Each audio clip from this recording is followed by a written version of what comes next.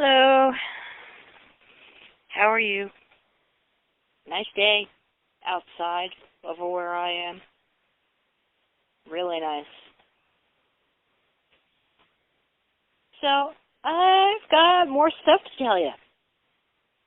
All of what's going on in the world. It's like a ginormous elephant. It's huge. So huge. And if you try to swallow it, you'll definitely choke. 110% sure that you'll choke. You gotta take it in chunks. So, what do I want to cover first? Let's see. I found a song that's about the Delphi technique, or Delphi. I'm not sure how to correctly say it, but I'll just say Delphi. There's a song that's specifically about that by Duran Duran. I'm sure that at least a number of you heard it from their Astronaut album. It's called Want You More. If you haven't heard what I've talked about in the previous podcast, along with the links to the 4 parts of that online article I found, you might want to do that so you can understand. I'm not going to rehash it much, but it's basically, the Delphi technique is basically a very subtle form of psychological manipulation. Very shady business. It's used in groups. There's this person known as a change agent, and he or she acts as the organizer, facilitator, agitator. And at first the person's like, Mr. or Mrs. Nice Person. I know how hard you work on those papers. Hey, I relate. Let's talk about this. Let's arrange a meeting and discuss about this important issue. And then the change agent asks for lists in this group and is observing everyone, collecting data in mind, storing information about what he or she observes about each individual in the group, who's who, so he could be able to predict what's what. And then after that, no more Mr. Nice Person. Hello, Devil's Advocate. Let me just don my agitator hat. Let me put that on. This technique is not based on logic, thoughts. It's not based on reasoning. It's not based on supporting the principles and values that each individual has. So that's the Delphi technique in a nutshell, roughly. Listen to my previous podcast to understand it better. Okay, moving on from that little rehash. That song by Duran Duran, Want You More. You can listen to that on YouTube. Just type in Duran Duran, Want You More in the search box, and it's there. You'll find it. Taking in what I've learned about the Delphi technique, and as I was listening to the song, I realized it. Oh my gosh! And I got excited. I got excited that I found a song about this.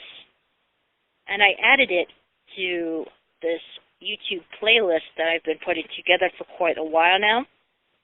It's got 2 names. The Awesome Anti-NWO Soundtrack / Ultimate Soundtrack for Humanity. Because it's not just against the New World Order, which is part of the title of Beverly K. Ekman. That's the correct way to pronounce it. Beverly K. Ekman, Educating for the New World Order. I just finished reading it. It's a shocking, true story.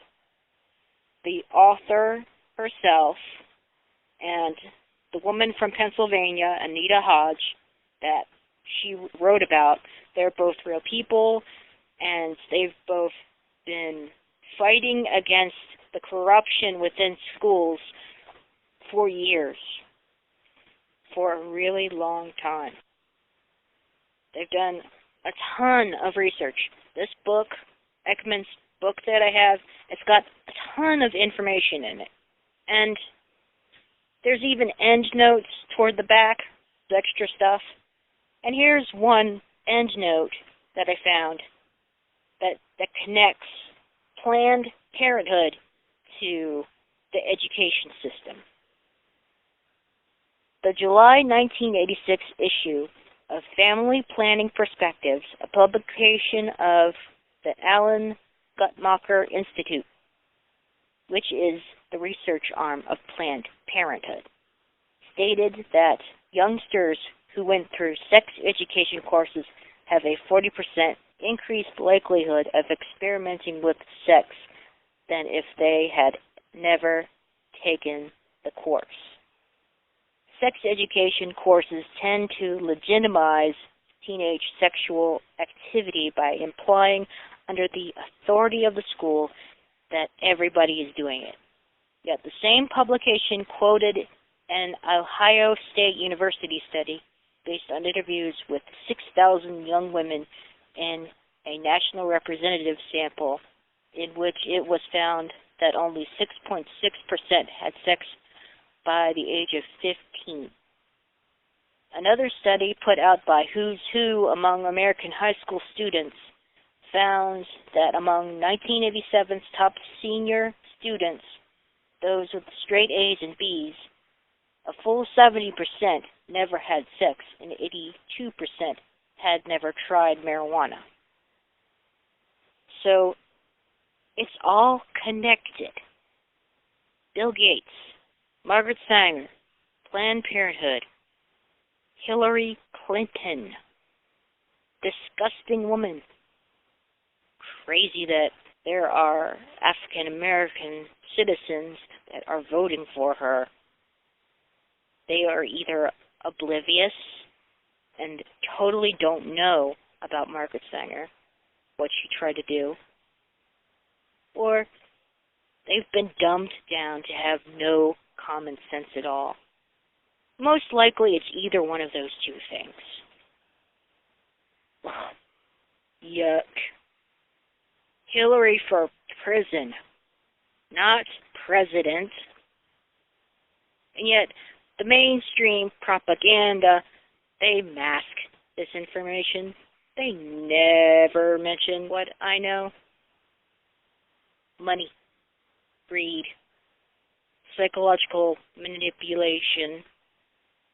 Messed up world, isn't it? Messed up.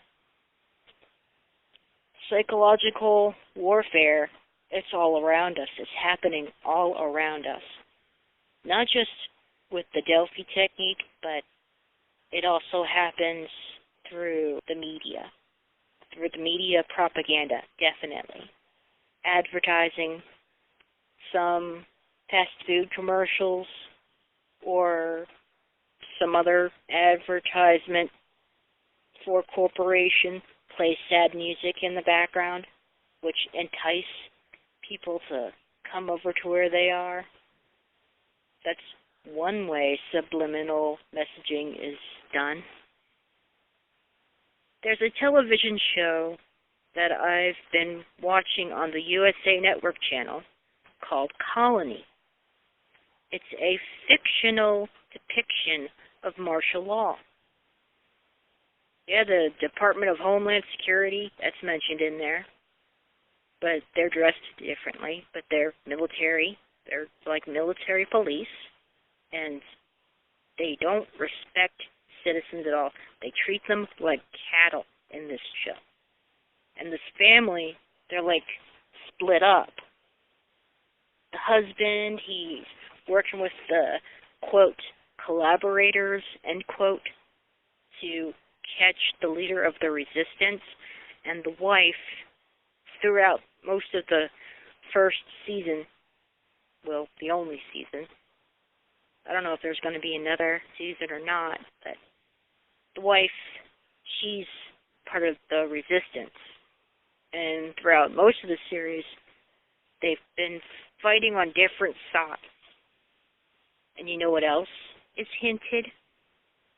Indoctrination on children. Because there's this tutor lady. She gave this book to the youngest child of the family. And it's got aliens in it. Bad aliens in it. And the little girl is being brainwashed. She believes what the tutor is telling her. Most of that's definitely happening. Well, all of it is. The alien stuff. Remember the first podcast? Some of you who've been listening since the beginning, remember what my dad said about ancient alien species that came to Earth so long ago? And the part about Ezekiel in the Bible, about the man in the wheel, the man with the gas mask. You know what else? You know what else? There's an online game that's based on the show. And I've seen even the commercial for it. I've noticed that the messages, if I wasn't fully awake, then I probably wouldn't have known the true meaning. I wouldn't have known that the New World Order is real. The TV announcer says, pick a side. Choose your place in the New World Order. Yeah, right. Like we're going to have much of a choice when martial law happens. No, not when. If. If martial law happens. Because it hasn't happened all over the world yet. It's happened outside the U.S., and there was that temporary time when shown on a news station that you can look up on YouTube as well about the military police and crowd control in Baltimore, Maryland, Baltimore City. Or it could still be going on. I don't know. It's probably lifted. It's hard to tell what is real from fiction sometimes when it comes to the media propaganda. You just gotta really look into it. The mainstream media talking heads are selective. They don't show what the overlords don't want you to know. On my first podcast, on the description box is the link to a blog entry of mine about the FEMA trailers. That is one example. Another example would be about Executive Order 13603. More details about that on another podcast, because that one's going to be a bombshell of a podcast. I'll tell you that, because the monitors, they do not want me to leave a link to that executive order of Obama's. Yeah, that's going to be a bombshell of an episode. Yep. And that's going to take a while to do, since there's like so much to break down. Yeah. So it's best to save that, to analyze that for another podcast episode. But in the meantime, on whitehouse.gov, or just Google Obama Executive Order 13603. Go read it at your own pace. There's a lot, but there's definitely a couple of things on it that will shock you. Sure shocked me. Okay, back to the online game that's based on the Colony TV show. Other than the commercial, there's that online game thing. To me, that's part of their sick sense of humor. towards us. And also, I believe the monitors, they might be collecting data to see who will side with them or who will resist them. Them being the government overlords, of course. I only looked at the main web page. I didn't participate in it. I didn't play it. Never took interest in it. I found more information on the Guttmacher Institute, the research arm of Planned Parenthood. Yeah, there's a website, guttmacher.org, Guttmacher, guttmacher.org. Here's a couple of things that's about the Institute. Now in its 5th decade, the Guttmacher Institute continues to advance sexual and reproductive health and rights through an interrelated program of research, policy analysis, and public education designed to generate new ideas, encourage enlightened public debate, and promote sound policy and program development. The Institute's overreaching goal is to ensure the highest standard of sexual and reproductive health for all people worldwide. The Institute produces a wide range of resources on topics pertaining to sexual and reproductive health, publishes 2 peer-reviewed journals, Perspectives on Sexual and Reproductive Health, and International Perspectives on Sexual and Reproductive Health, and the public policy journal Guttmacher Policy Review. In 2013, the Institute was awarded a prestigious Population Center grant by the National Institutes of Health, NIH, in support of the Guttmacher Center for Population Research, Innovation, and Dissemination. Guttmacher is one of only 2 non-university-based institutions out of the 24 receiving such funding. While Planned Parenthood is about abortion and sterilizing, eugenics, the Guttmacher Institute is about sex education. Fishy. Okay, moving on. Here's some things that I've read on about the founder, the institute named after Alan F. Guttmacher, 1898 to 1974. The Guttmacher Institute, an independent, non-profit, tax-exempt organization with offices in New York and Washington, D.C., was established in 1968 to provide research, policy analysis, and education in the fields of reproductive health, reproductive rights, and population. It was named to honor a distinguished obstetrician, big words that I'm not used to reading. Definitely not used to reading aloud. Gynecologist. That's the other word. Author and leader in reproductive rights. While Alan F. Guttmacher was the president of the Planned Parenthood Federation of America and a leader in the International Planned Parenthood Federation in the 1960s and early 1970s, he saw the need for the institution that now bears his name, and he nurtured its development. He joined the birth control movement in the 1920s when he was an intern after witnessing a woman die from a botched abortion. In Baltimore, he was an effective advocate, organizer, and worker. Advocate, organizer, and worker. Sounds like someone almost mistakenly put agitator. Could he have been a change agent? Okay, back to that sentence.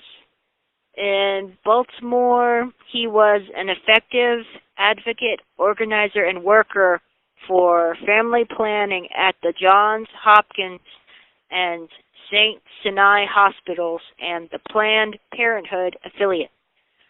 Following his appointment as director of obstetrics and gynecology, I'm probably not pronouncing that word right.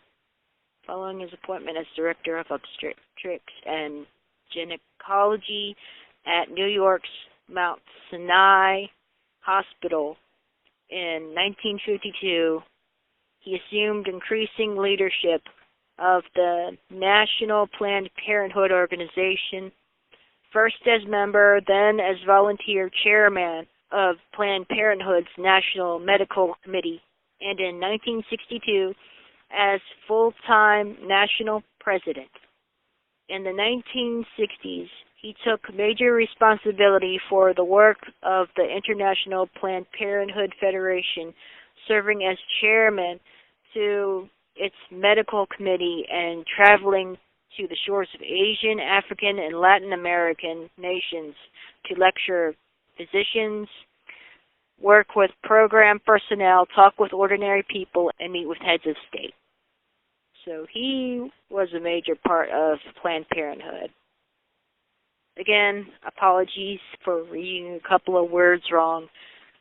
You could look for yourself on the About page on Guttmacher.org, because that's where I read this information from.